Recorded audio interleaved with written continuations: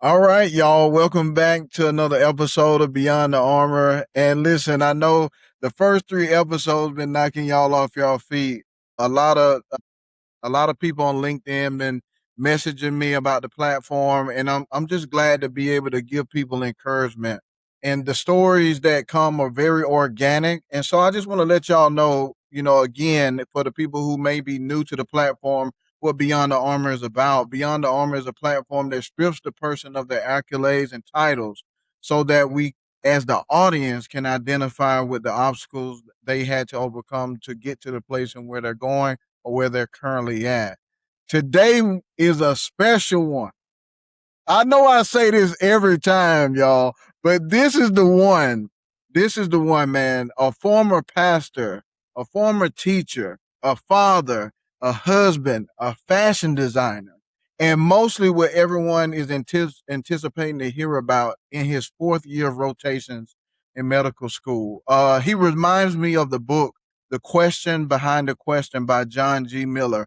If you have not read that book, it's something to take a look at because it talks about how people should not make excuses and find out what it's going to take for them to pursue that thing that they've been having on their heart, right? And so I want to welcome y'all today, student Dr. Antonio Patterson. Student Dr. Antonio, man, I'm gonna tell you a little something, man. I've been following you for a while, man, and like we before we even started the episode, we kind of talked about how I found him and how he has inspired me to keep pressing forward with my many transitions as well. Antonio, man, how are you doing today? Well, I'm in my fourth year of rotations now, and it's almost like an overload of information. But I'm grateful. If I could use that as a word, grateful and thankful to be on this journey, and to be tired is what I prayed for, and so I can't. If I could describe my day to day is one word, is just be grateful. Hey man, I love to hear about that, man. Antonio, we're what we're gonna do. We're gonna take a step back, man, hmm and we're gonna start from maybe your origin, some things about you growing up and your mother and father and what they instilled in you, or anything that's prominent in your life. So, what was your childhood like for Antonio? So I like to start off by saying, I'm from everywhere and from nowhere. My father was in the military, so kind of a military brat. Moved around from military base to military base. Went to several different kinds of schools: Catholic school, private school, military school, public schools. Kind of uprooted here and there around a lot of different people, a lot of different cultures. My dad finally retired, moved to Kosciuszko, Mississippi. I know a lot of Hmm, people never heard of Kosciuszko, but you have probably heard of Oprah Winfrey. yeah, for That's where sure. the city where she was born before she moved to Chicago. And then James Meredith was the first African American student. He actually integrated Ole Miss at Oxford University, Mississippi. Happens to be my dad's first cousin. So, Wow.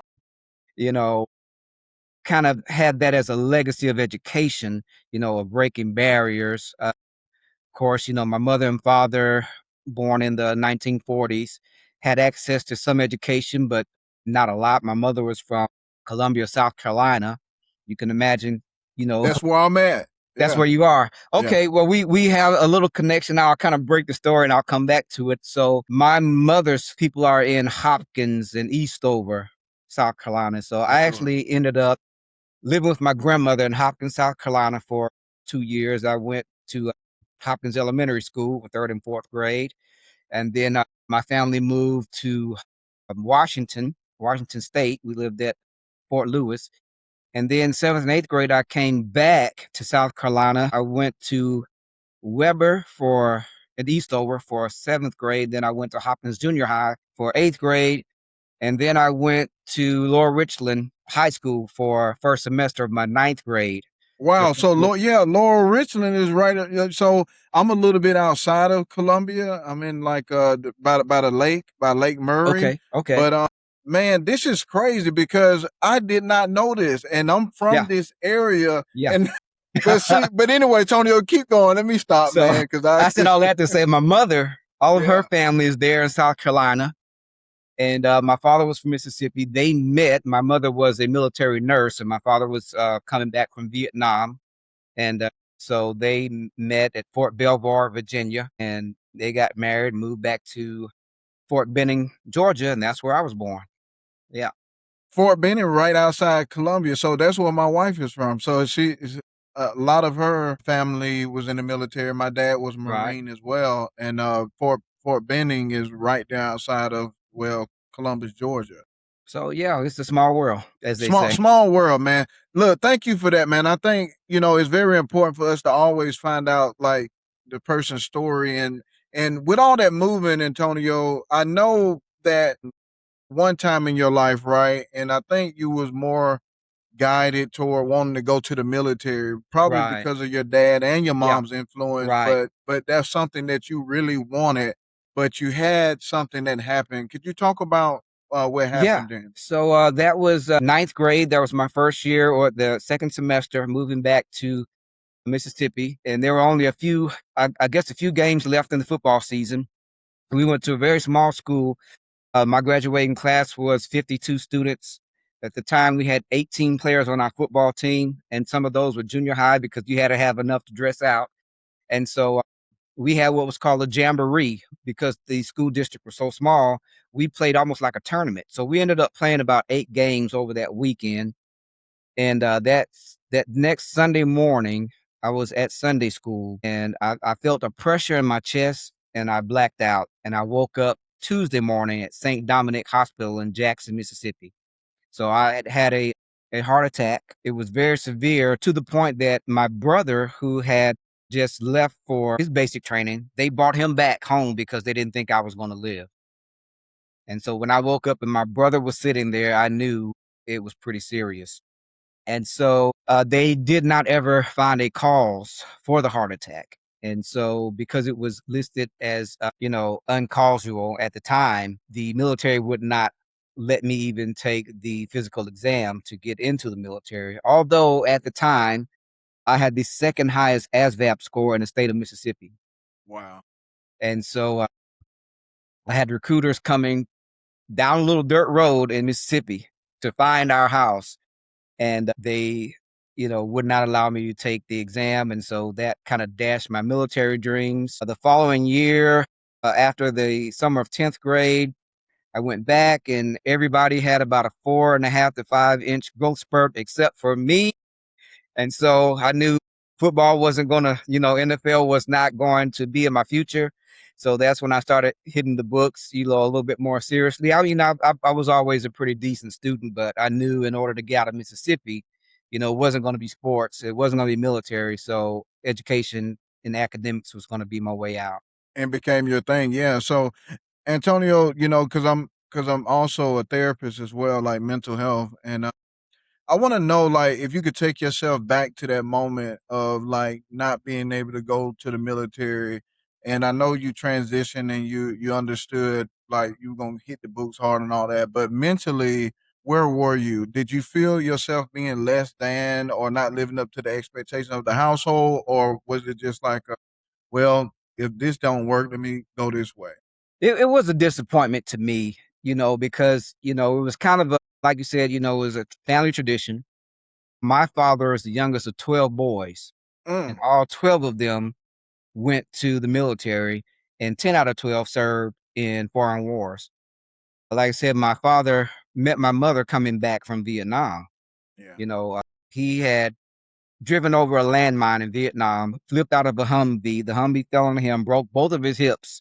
They repaired his hips in Germany, and then they sent him back home for rehab, and that's where he met my mother. So, my father was the youngest of 12 boys, and at that time, if you were the youngest son who bear the family name, they wouldn't send you to war, but he volunteered to go. He wasn't drafted because his brothers were there. And so, you kind of hear those stories and you have that legacy and you kind of feel somewhat an obligation to serve. And I have an older brother, like I said, he went to the military. Both of my sisters were in ROTC. Neither one of them enlisted, but they did serve in the military in non-commissioned roles. And so I'm like, even my sisters got to serve in some capacity, and I did not. So, but, as I took my academics more seriously, I saw that there was something different that I could do. I could still contribute, without serving in a military or combat role, but I could still contribute, to the betterment of society. Okay, yes, yeah. So awesome, man. I'm glad that you was able to overcome that. Now we finna get to the wild part, man. I think this is where separates you from the normal people. This is where, in the Bible it talks about, perseverance, and especially in James, and grit. And when I look at your story, and when I see your messages online on YouTube all the time, I always think about the word grit. So let's talk about being, was you a teacher before you was a pastor, or that kind of happened at the same time? Kind of happened at the same time. So actually, my senior year in college, 1995, my mother became ill with breast cancer, and the following year, she eventually succumbed to that, and she passed away. Sorry to hear And about that. that took a tremendous toll on me. Just having seen my mother go through, the sickness and the chemotherapy, and going into the hospital, never coming home. And so it was just one of the most devastating semesters. I only had 16 hours, 4 classes. Started out with 3 A's and a B, coming into midterm, ended up failing 3 finals and barely passing another one. And so I ended up sitting out that semester. But that was the same semester that I actually answered the call to ministry. And so I ended up dropping out of school that in 1996 and going into ministry full time. So I took some ministry classes towards a degree in systematic theology. I didn't finish that degree, but I have a lot of classes under my belt. And eventually, met a girl who I'm married to today. But yeah, That that always leads you down a different path. I'm in Bentonville, Arkansas now, and that's where my wife is from. And so I came to Bentonville, Arkansas to help a church that was being planted at the time. And then I went back home. That was at age 36 to finish that degree. Tougaloo College in Jackson, Mississippi. Got a Bachelor of Biology there. And back in my hometown, they were struggling to find teachers to come back and teach science. Math and science have always been, difficult to recruit teachers to, especially in rural areas. yeah, And so I went back to teach on a emergency license. It was so dire back then that even though I didn't have a teacher's license, they hired me because I had a degree. yeah, So I ended up teaching biology at a little school called French Camp in Mississippi. And at the same time, we had 2 kids. We had one on the way. I was pastoring a church. My wife and I had started a 501c3 mentorship program. We were doing all of this full time. I was teaching and I was still taking classes at night. So wow, I would go to French camp. It was about 30 minutes from the house, get there at 7:30 in the morning, teach till 3 in the afternoon, do my homework at school, and leave there about 4:30, drive to Jackson, Mississippi, which was an hour, take classes from 6 to 9 at night, drive back to Kosciuszko, which is another hour back home, get to bed about 11 o'clock, get up the next day and do that all over again. And I did that for wow. 2 years Mm, until I Look, finished listen, my degree. hold on, Antonio. Let me make a point, right? I need to make a real serious point right now. Because when I look online and I see so many people complaining about whatever, right? Complaining.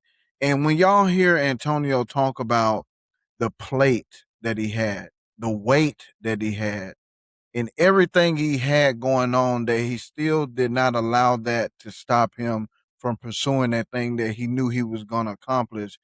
I guess I'm in a place in my life where I understand, like, excuses are not is not a real thing. Right, Excuses is when, and I think one of my mentors told me, excuses is when you have stage 5 cancer and you're laying up in the bed where you can't do anything, and that's probably one of the only right, excuses you can have on not to pursue. So right. yeah, man, that is the one of the most powerful real life moments that I have ever heard somebody talk about, because you had all these things going on, baby on the way, 2 kids, being a husband, you're working as a teacher on an emergency license, and you finishing classes and all these different things. So where, Antonio, where did you get this grit from? Was it when your mom passed away and it seems like you got closer with God during that time, or was it just something ingrained in you? You know, I, I I look back because when you're in the thick of it, you don't even realize how much you're doing and the toll that it takes.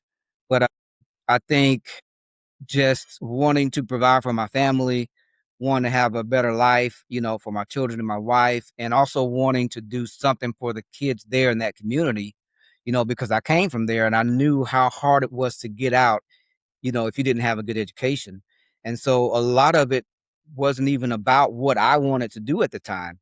Because, honestly, at the time, I wasn't I wasn't really thinking about medical school at that time.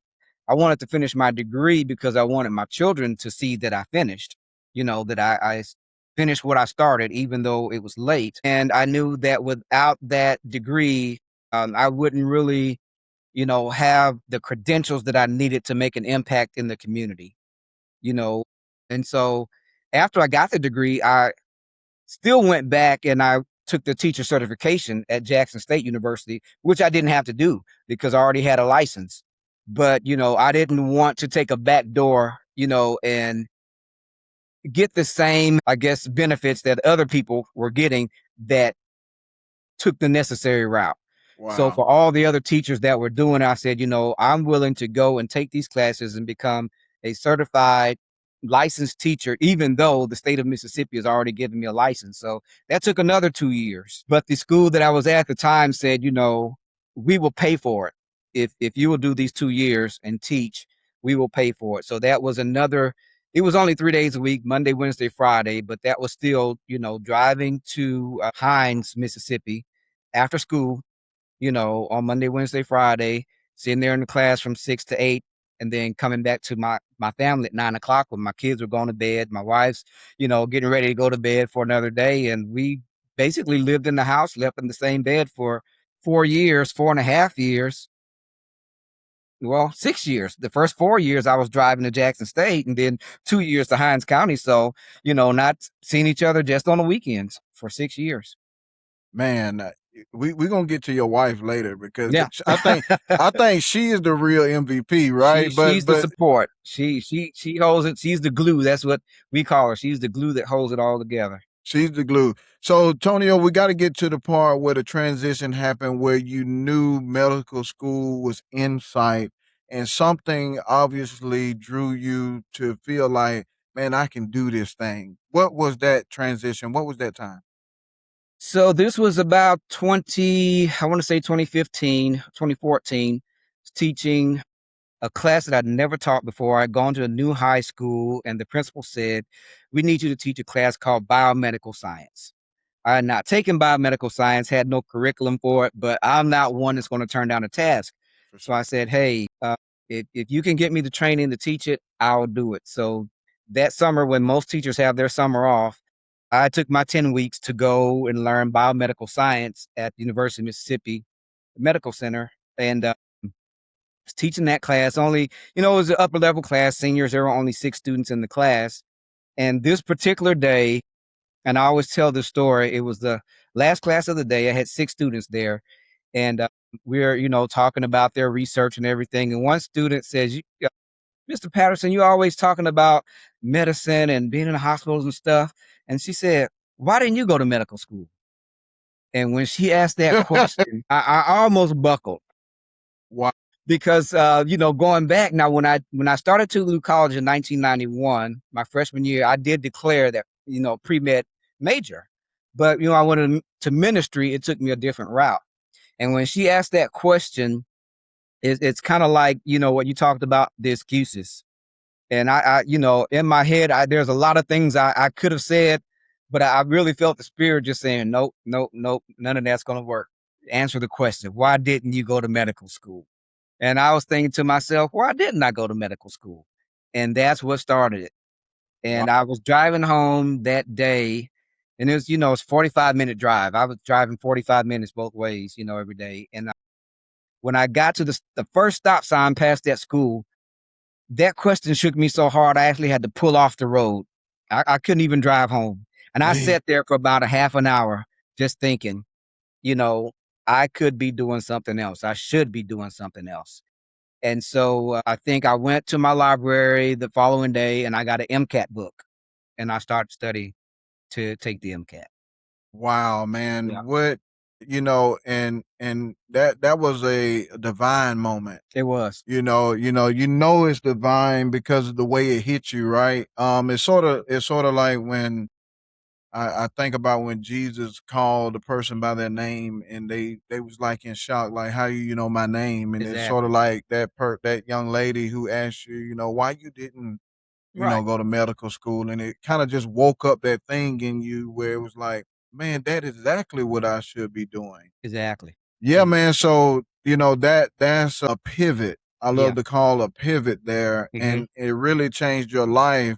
Now we're gonna get into that first masters, right? Because Right. obviously, for people that do not know, of course, you got to have a good enough GPA to apply for medical school and to get accepted into medical school. And so let's go into that first masters of you trying to get a high enough GPA. What happened? And then why did you go back for a second master's? Yeah. Okay. So, the story takes a turn.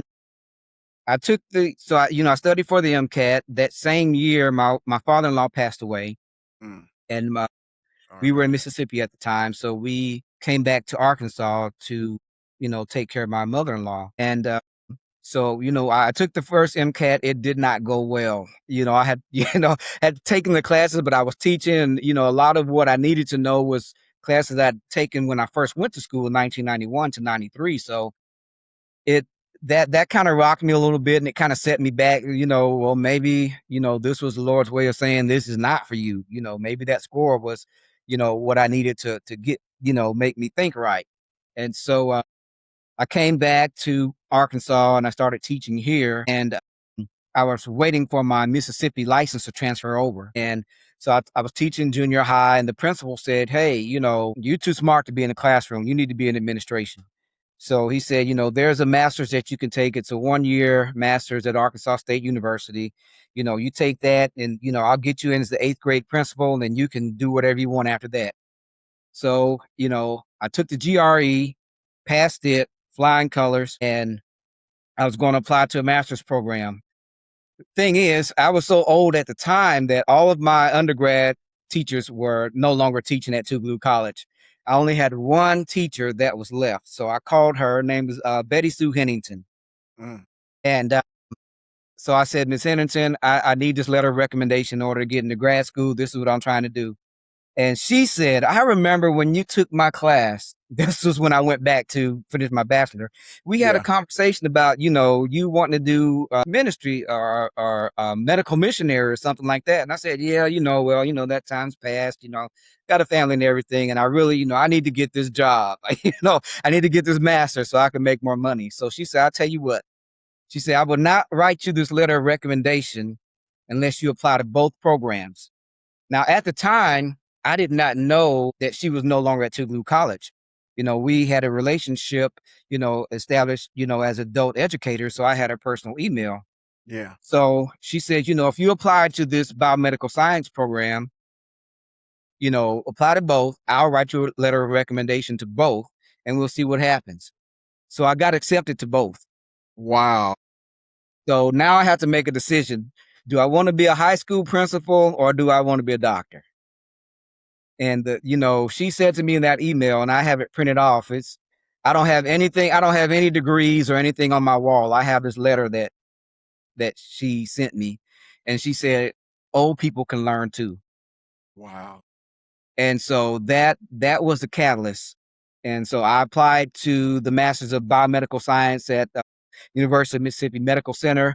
And then when I got there for orientation, that's when I discovered that she had gotten her PhD and she was a professor in that program. She never Mm, told me that. wow. And so That is so wild. That is so wild, man. it Like, is. really, Yeah. that is really wild that she would not give She you the right. letter of recommendation Unless I unless you applied to both. pursue. That's Right. another divine moment that happened in your life where God was saying, Tonio, what you heard from that young lady was not a fib, Right. right? That wasn't something that was just saying and you thought it was you. And that Yes. was him reassuring you that you are going the right way. Sort of Right. like we can think about the guy who started Chick-fil-A. Yeah. People don't realize this guy went bankrupt 11 times until he founded Chick-fil-A. And now we see what Chick-fil-A is doing today, right? The biggest Yes. fast food industry in the world. Yes. And so yeah, man, come on, dude, keep on Yeah. going, man. I'm So, intrigued.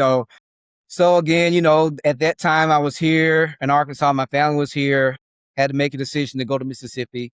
So then again, uproot, leave my family here in Arkansas. And my wife's a single mother, three kids, and taking care of her mother. And I went back to Mississippi to Kosciuszko because I got accepted the day before the program started. So they had no housing. So I called my dad in Kosciuszko. I need to come and live with you for a year. And so that was driving an hour every day to school, being there at 8 o'clock to 5 o'clock in the afternoon, stayed up there till about 9 o'clock at night, do all my homework, and then drive back, get home at 11, go to sleep, get back up at 5:30, go back. I did that for a year for that master's program. And the end of that program, I took a class, physiology and anatomy, one of the hardest classes you can take. It's a one semester class. There's only 2 exams. You fail the first one, it's pretty much over. I Yeah. failed the first one. I got a 68, 70 is passing. And I really had to grind. So I would get up even earlier. I would get up at 3 o'clock in the morning, drive to Jackson to be there at 5. So I would be outside of the professor's classroom when he got there in the morning. And I said, I'm willing to be here. If you will meet me here at 6 o'clock every morning, I'll be here. I will study this. I will learn it. And long story short, the final exam, the second exam, I ended up getting 105. Got everyone Wow. right and the bonuses. Ended up pulling out a B in that class, Yes, but I sir. needed a 3.5 to apply to med school.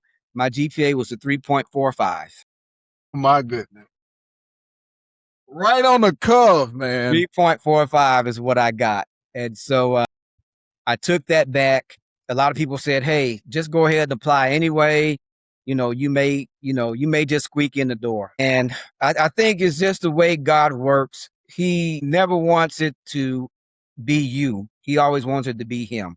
Mm, So, if it's good enough to be you and you can say, I did this, I achieved this, he immediately takes that away from you. yeah. And so I came back, started studying for the MCAT again. I knew I was going to have to retake that one. So I needed clinical experience. So while I was studying for the MCAT, I did a medical assistant program.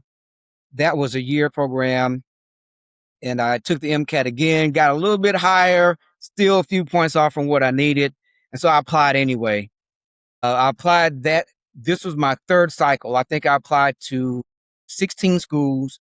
Hmm. Didn't get a call back from most of them, and then after the cycle was over, I got a call back from one school. Wow. And they said, we will interview you. I went to the interview, came back. I was very hopeful because I was thinking they wanted to fill their class. And then about 3 weeks later, I got a wait list letter. We didn't accept you, but we put you on the wait list.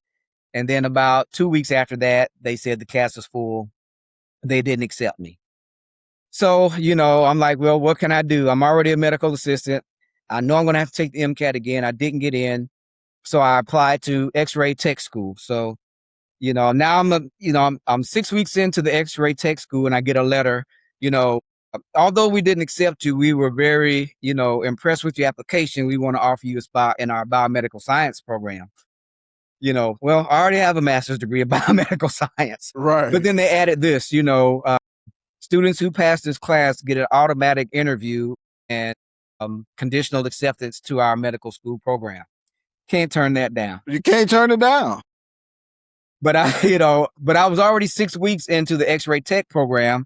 I paid the $8,000 for the certification, and so I ended up doing the first 6 weeks of the master's program in conjunction with the X-ray tech program, and it was a lot. So the first semester of the master's didn't go so well, but I did get my certification in X-ray technology. And so, man, we got through that program. Similar situation. Got to the last test of the last semester. I passed the first test, got an 80 something. The second one, I bombed it. Ended up Wow. getting a C in that program. And so for that program, you needed an 80 overall. You could bypass the interview and you were accepted to the medical school. Right. I had a 76.4. Wow. And so I asked them, please. So not to hold you up. So okay, so you needed an 80, you had a 76.4, Mhm. and so that meant that you had to go to the like you had to be interviewed. Right, Now, like you couldn't conditionally, right. That all overwrite that the was off the interview table. process. All that Okay, was off the okay. table. All right, go ahead. So Yeah. I said, I begged them. I went wrote a letter to the director of the program. Just and this was the first year that they had done this program. So I was in the inaugural class, and I'm like, I know I could have done better. I have no excuses. Just let me take that class over. Well, the way the class went, you couldn't just take the class over. You had to take the semester over. But that worked out in my favor Okay. because if that had gone on my transcript, I would have had another 3.4. But they let me take it over and I got all A's. And so that bumped me up to a 3.75. And they went ahead and bypassed everything and I got into that program. Man, you tough, man. I can't look. I can't say that, man. That's why I've been rooting for you the whole time, man. This is just a miracle story. This is a story that your kids are going to be able to ride the back of for the rest of their life, and their kids, and Right. it's just amazing to hear about how every single time it came up to a pivotal moment, it was a place where it could make or break you, but you Right. didn't allow even the breaking to shake you, and you kept maneuvering and finding a way because you once you knew that you were going in the right direction, you wasn't going to be denied. And I think that's where I see that perseverance. Right. And so you ended up getting admitted into medical school, which was probably a teary moment for It you, was. your wife, and everybody who supported you. It was, because, we really made that decision as a family. My kids were young, they were junior high, high school at the time. And, we really sat down. And I said, hey, this is not a me thing. This is a us.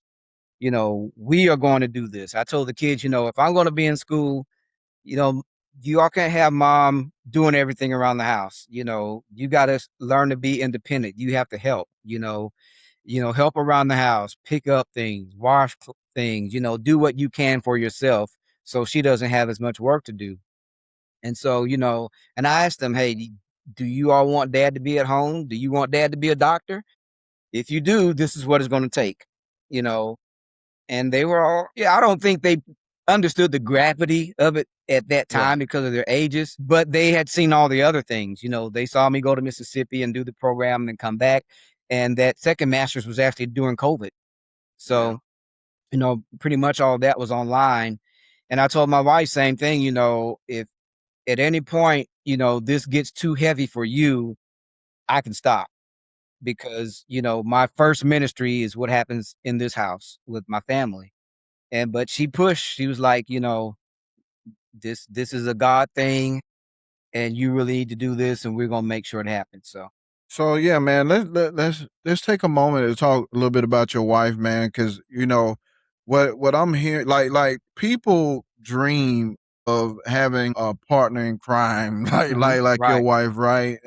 My wife is the same, and to be able to have somebody by your side that hmm believes in you and believes in God that much that they was willing to go through all the sacrifice and still going through it right now right.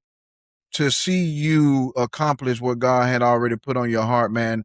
Did you ever have any times where you felt like you regret some of the time you missed with your kids and your wife, or how does it make you feel now when you think about it? I think going through it at the time. First of all, we try to do as much as we could as far as technology and traveling back and forth to make sure we spent time together when we could. And I'm thankful that the kids were actually a little younger at the time. And, so when I was in Jonesboro, which is about 4.5 hours from where I am now, it's just impossible to just come home on the weekends and see your kids and go back. So, we did a lot of FaceTiming and Zooms and all of that. And when we could get together, we did, but my wife, she was, a real stickler about, hey, every night we're gonna FaceTime. We Yeah. didn't miss a night. And, we have a tradition in our house, before the kids go to bed, everybody comes in our bedroom and we all share something from the day and we all pray together. We've done that Oh yeah. religiously their whole lives. Yeah. And we did it over Zoom and on FaceTime. We didn't miss a night, all those Yeah. years, even then when I was in Mississippi. So, you know, they they didn't have me here physically, but they had some presence, and so I would Yeah. share, oh man, I had to go to lab today and we were dissecting a human body and they were like, oh my goodness, if the person dead, I'm like, yeah, it's a real person. And Yeah. we dissect the body and they thought that was so cool, and Yeah. she actually brought them up there and we toured the campus and they got to see all the student rooms and the patient rooms and put on the gowns and all that stuff. So they really, I don't think they got the gravity of it, but they thought it was really cool that this is what their dad was doing and he was going to be a doctor. But kudos goes to my wife because she was Yeah. the one that held it all together. Absolutely. Financially, I was there. I had my own apartment there, so she was here. She's paying the mortgage, she's paying the rent, she's buying the groceries, she's paying all the bills. There. And then at times when I fell short, she had to cover me. So we were in it from the beginning. And a little backstory on her. So she started out actually also pre-med. We met at Tougaloo College in biology class. But Wow. her third year, I think she got to organic chemistry one. And that, That's what I already heard about that class, bro. yes, sir. Yes, sir. That sent her down a different path. So she ended up going into business and she got her MBA. She got her bachelor's in economics and entrepreneurship, and then she got her MBA. And so she understands, the science and, the gravity of, when dad's back there in the room for 3 hours, drawing on the whiteboards, trying to figure out a biochemical pathway. He's not just back there, doodling. He's studying. Yeah, for And sure. so, You definitely had to have that time. Yeah. right. And she came from a spiritual family, she came from a ministry family. And, when I dropped out of school, went into ministry, she thought she was marrying a pastor. Yeah, We were going to do ministry. This was not on, in the cards at that time. for But sure. when I pivoted, she pivoted with me, Yeah. so Wow. Amazing, amazing story, man. Shouts out to your wife, man. Shouts out to your kids. And I have been tuning in with you. Your oldest daughter, she took did she take a gap year and travel or something like so that? so she did a year abroad. So A she's year abroad. yeah, Okay, she's in yeah. her fourth year. She's at Boston College. She's a pre-law major. We just sent her back off a week ago. She did a semester in North Korea. And so she's got a minor in Korean because she wants to do international law. And so I don't know, I think when she was younger, she had a bunch of teenage friends. They were all into the K-pop Yeah, culture yeah, and music. And I don't know where that came from because my family, I grew up gospel and R&B and she got yeah. into K-pop music, That's right. And then my middle daughter, we just shipped her off to Brooklyn, New York. She's going to Pratt University for design school. And so My she, goodness. yeah, she wants to be a fashion designer. I think she kind of got that from me. Yeah. I got into fashion design by fluke. So my older sister was getting married and she wanted all of us men to order bow ties, but the bow tie she was getting was from, oh my God, Tom Ford. Yeah, And that's like a very expensive brand. So when I for went to get sure. the bow tie, it was like $295. Yeah. I was like, I can make this. Yeah. I can make this tie. And Yeah. so long story short, I started doing that and that's how I got into it. And then, one thing, a tie became a shirt and a shirt became a vest. And I started making things here and there. But then that got my middle daughter interested in it. Then when she got interested, I had to go the whole way so I could help her. So that's kind of how that came about. Yeah, man. That's why I say your kids are even a reflection of you and your wife. By your daughter being able to have the courage to travel to North Korea Yeah, and get immersed in that culture, and right. then your daughter going to New York to design school, and then you have a young man as well. Yeah. And I So know he's younger. So what is his direction? so I think he's I'm gonna live out my sports dreams vicariously through him because he's into basketball and Okay. he his little brain he's almost like LeBron James. He can Wow. go back to the history of basketball. He reads books. He can tell you names. Like I can ask him, what was Kareem Abdul-Jabbar's name before he became Kareem, and Yeah. he'll say, "Hey, he tells me his name, his college number. He goes back like LeBron, Blue So Cinder. Yeah. Yeah. Val Sender, Yeah. he studies the history. He can pretty much tell you what team won a championship every year since the merger. The two basketball leagues, and he's pretty good. Unfortunately, I don't know where he's going to get his height from because I'm 5'6" and his mom's 5'5". So Well, you know, listen, he might be he Nate Robinson, right? It's right, it's so right, many. It's so right. many. If when you really want something, you know this. Like Yeah, yeah, he has that thing in him from you all that whatever he wants, he's gonna do it. He's gonna do whatever he needs to do to get there. So I don't have no doubt in my mind about what he's gonna do. yeah. I Now, think for 12 years yeah, old, he's got a spark. He's got drive. So I try to not push him. I back up, and I want to see you get up and do your push-ups without me waking you up to do your yeah, push-ups and do yeah. your drills and everything. So he's on it. He's on the way. For sure, for sure.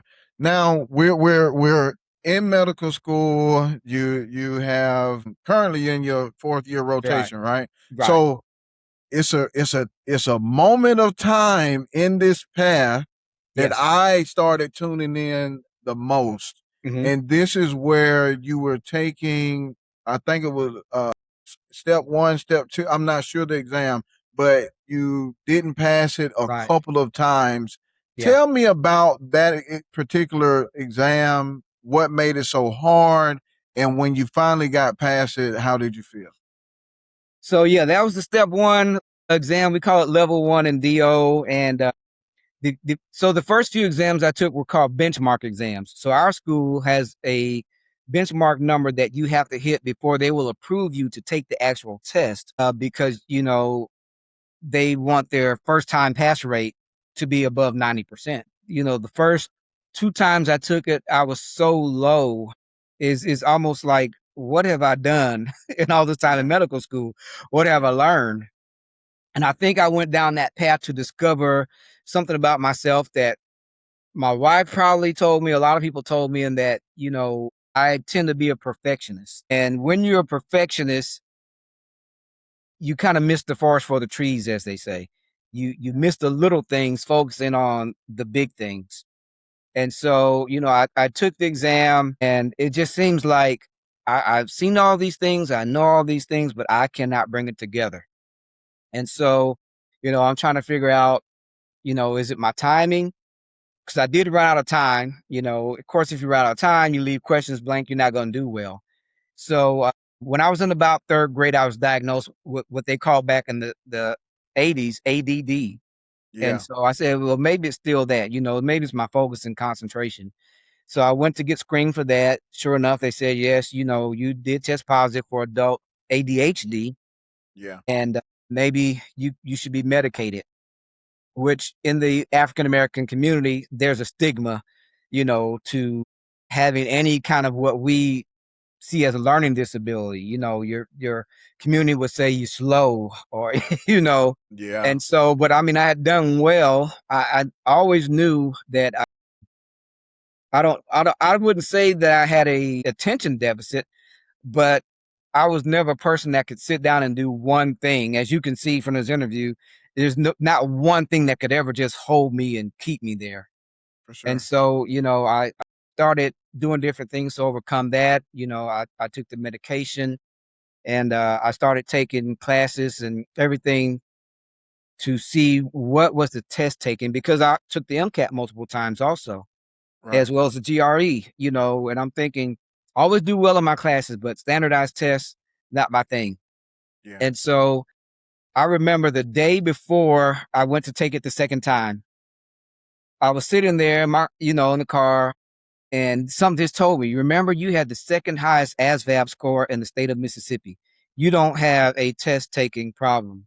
You have a perfection problem. You're trying to get all the questions right. Yeah. And so advice was given to me: if you answer all the questions, just answer them all, you're going to get enough right. If you try to get them all right, you're not going to get through them all, because Right. you're going to sit there trying to get one right. Sure enough,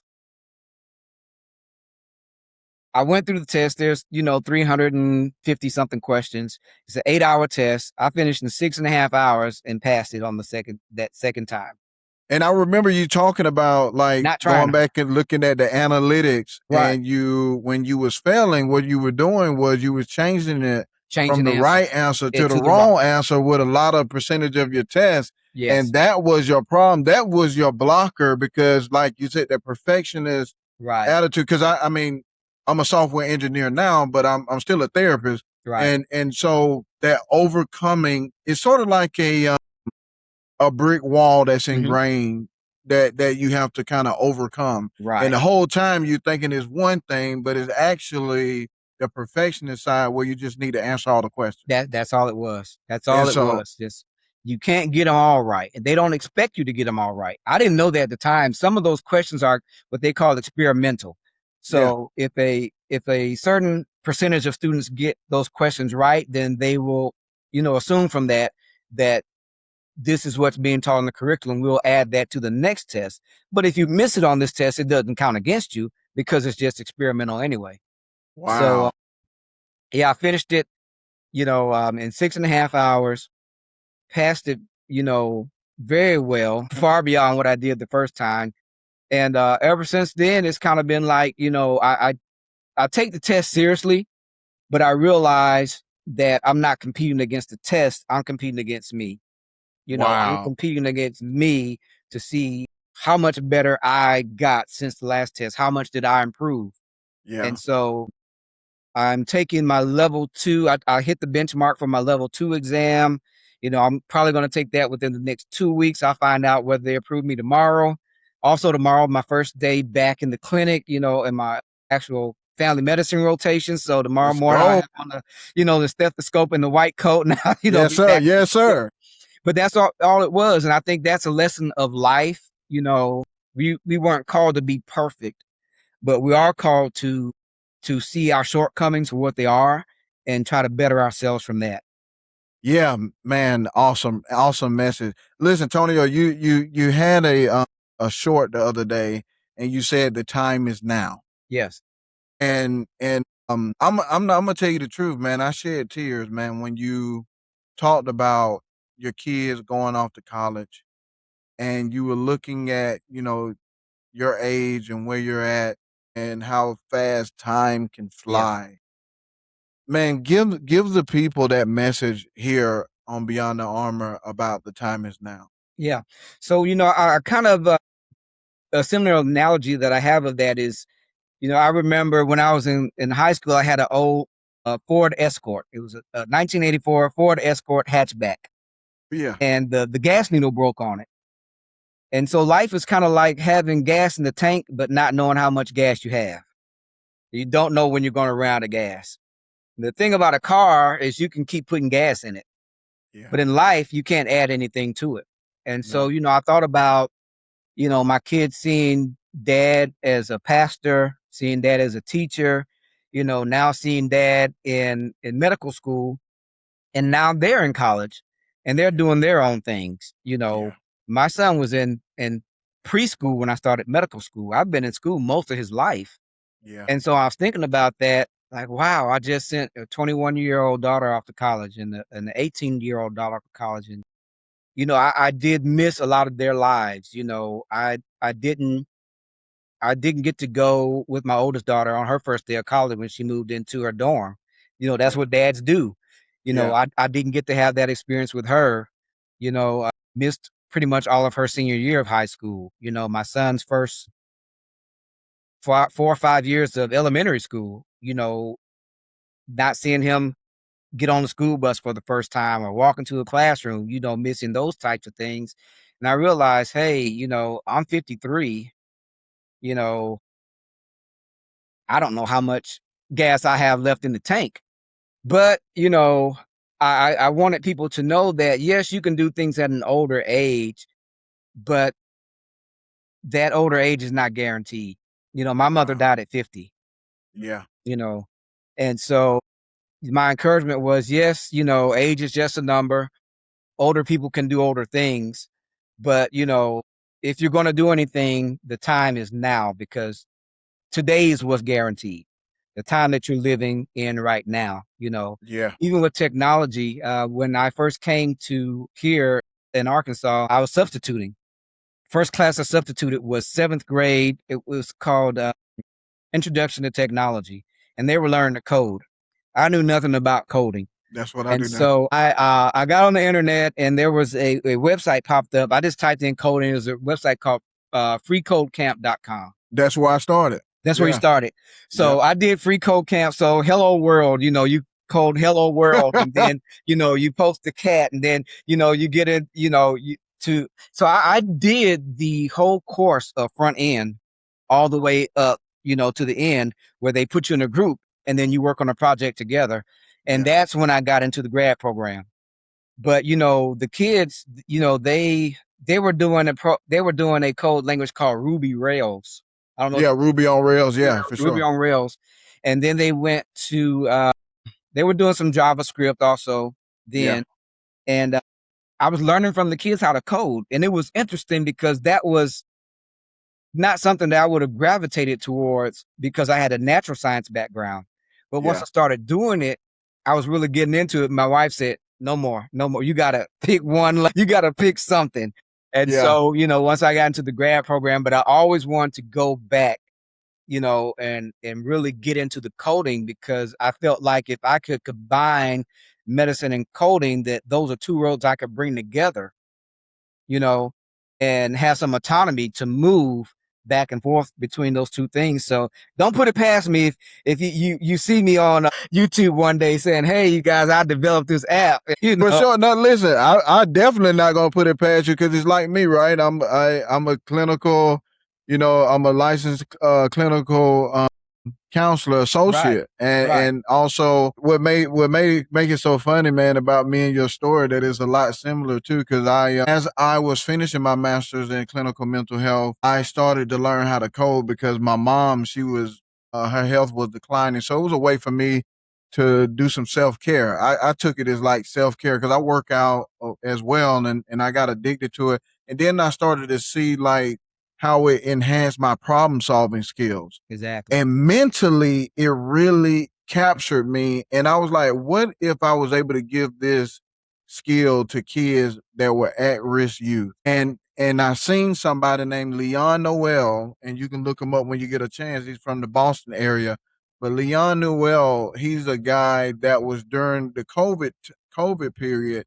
He was teaching software engineering, coding, perhaps for free for people Okay, because a lot of people got laid off of, like, if you worked in a meal job or jobs where you physically had to be present, a lot of those jobs closed down. So he exactly, was teaching this for free over on Twitch, and people have, $100,000 careers because of him and his generosity. He's not getting paid or anything, but he's seen the need, and that really turned the tide in my story, man. So yeah, man, I'm not surprised if I see, Dr. Antonio Patterson one day coding, because what coding does is solve problems, right? And in right, the medical field, people don't understand that a lot of the algorithms and even AI with coding can help come up with different medicines and things of that nature to be able to attack some of the needs of the people, man. So I'm not surprised as well if I ever see you. Now, Antonio, I am so thankful, man, and I know this is a lot of time, man. This took a lot of time out your busy schedule, man, and no, everything you done been I through, was saving this time for you. This is man. awesome. I pre I'm grateful that you have the platform, what you're starting and what you're doing. I think it's what you're doing is very needed, especially for men, not just African American men, but men in general.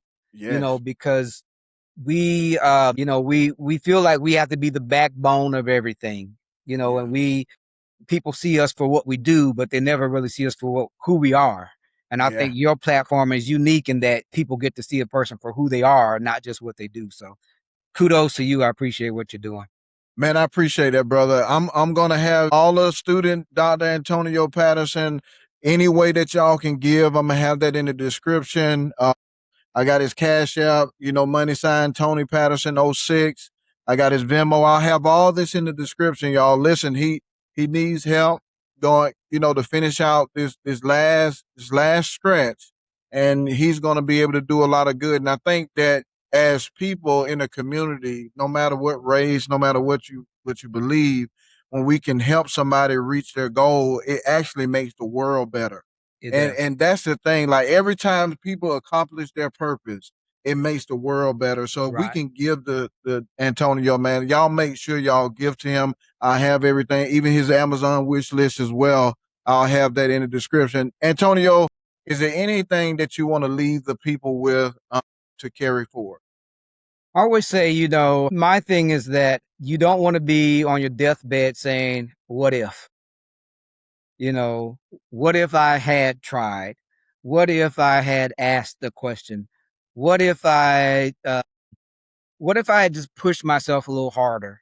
And that was one of the things that I challenged myself with, when I'm on my deathbed and, hopefully surrounded by my family that's smiling at me, will I be satisfied with my life knowing that I did everything that I could to be the best version of myself so that the things that I leave behind can have a lasting impact? And there was a time when that question was no. Maybe 10 years ago, if I had asked myself that question, it would have been no. If I were, on life support right now, I'd be saying, Lord, please give me more time because there are more things I can do. And so I would challenge people to ask themselves that question, but don't do it on your deathbed. Do it now. What if, you know, what if I got on free code camp? It's free. Yeah. What if Yeah. I got on free code camp and learn how to code? What could my life be? What if I got, on YouTube and just learned free how to invest money? Yeah. What could I do? I could, give back money to students who can't afford to go to college. Yes. For me, it was just, I was, what if if I didn't care what people said about a man who can use a sewing machine? What if I didn't care? Yeah. What could I Yeah. do? I have a partnership with a gentleman on my other channel on Instagram. I have a style channel, and I got a DM, and the guy has a clothing line. He said, "Hey, I'm going to send you some ties for free because you have so many followers. I'm just going to send you these ties, and we can make a partnership." Yeah. And so, what if? What What if if? I wasn't afraid to start a Instagram? I can't post on every day, but what if I could say something that inspired people to do more? What if I may not have 100 followers. Maybe if it's just 10, and all Yeah. 10 of those say, "Hey, what you said really impacted my life." So, really want people to ask themselves that question, that what if, and then don't sit on it. Once you Wow. answer the what if, then do something about it. Wow, man. Thank you so much, Antonio, for that. Listen, everybody, make sure you like, comment, subscribe. I'll leave his channel below. You need to follow his story, and you need to go back to the beginning because it's like a book, right? You want to go all the way back to the first episode he ever posted and take your time and work your way up, man. And we're going to keep up with Antonio. Antonio, like I said again, man, I'm very gracious for your time. Stay on for me. And thank y'all for tuning in to Beyond the Armor.